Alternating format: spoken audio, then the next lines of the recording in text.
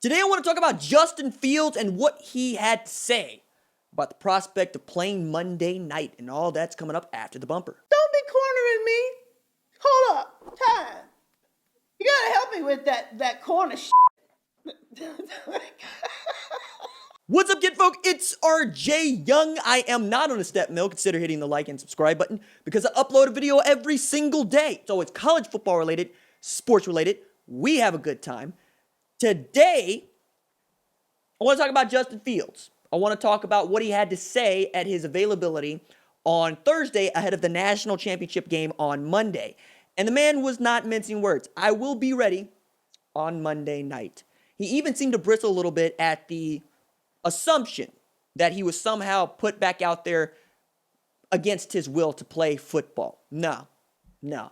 He's very clear about how much he trusts his doctor, Dr. James Borges, who was a 4-year letter winner at Ohio State and has done his residency in Ohio and really enjoys being the dude at Ohio State, and how much pride he takes in putting those players back together and taking care of them and taking care of their football futures.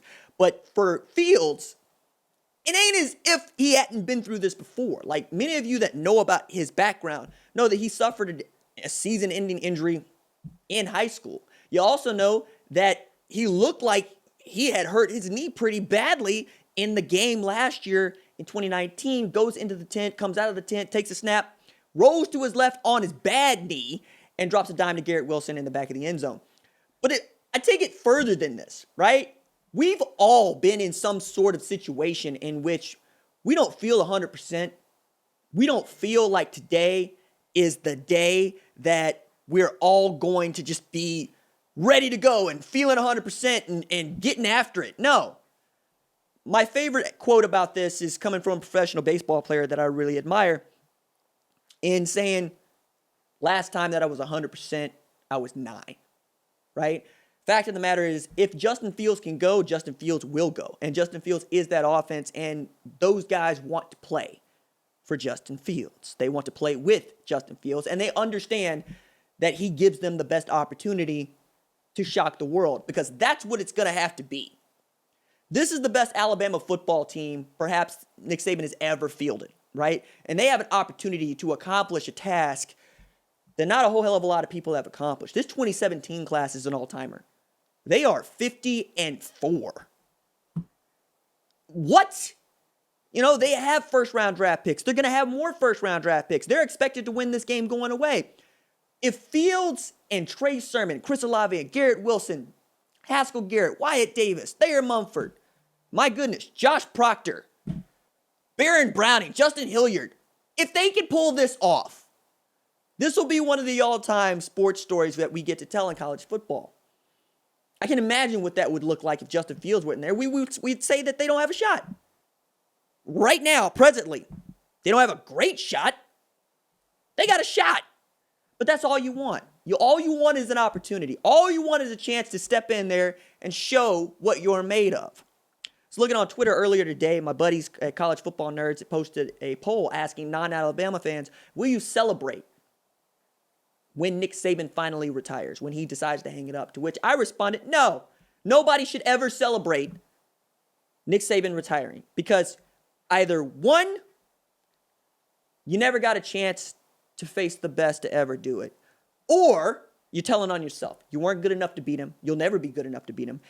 And you have missed the point of his tenure in Tuscaloosa, which is excellence in dominance. If Ohio State can beat that football team the way that, say, Clemson was able to beat that 2018 football team, we're talking about something else. We're talking about a whole different legacy. We're talking about one that started with a loss to Clemson right around this time last year in the Fiesta Bowl, that was being built toward, was taken away from them, canceled.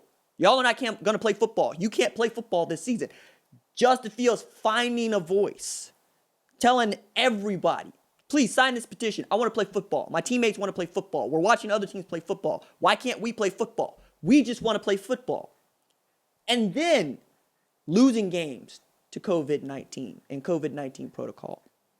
And then beating the hell out of Michigan State, a team that had beaten the Big Ten West champ in Northwestern, a team that was actually really good, and having to suffer through your conference bent the rules to get you in here.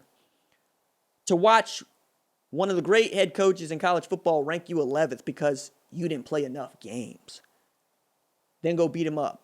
Go beat up the team that he coaches. All while it didn't look like it was going to go Ohio State's way to start. It was back and forth. Amari Rodgers looked like he was getting what he wanted to get. They were really going after Ohio State on the outside. Trevor Lawrence was able to get the corner against Baron Browning, who's one of the fastest linebackers in college football today. And still, it looked like Ohio State had a shot. They were coming. They were making it happen in the second quarter, and then you get the shot from James Skalski. Looked like it was going to take Justin Fields out, and we were all worse for that. Man's hurting. Man comes back into the game. Doesn't look like he can protect himself. Looks like he is wincing with every step. Can't even carry out the fake, and yet, you know what it was. 385 through the air. 639 total yards. 193 rushing yards from Trey Sermon, who put the team on his back. We get an opportunity to see that on Monday night. One more time. One more game. Excited about it. Doses.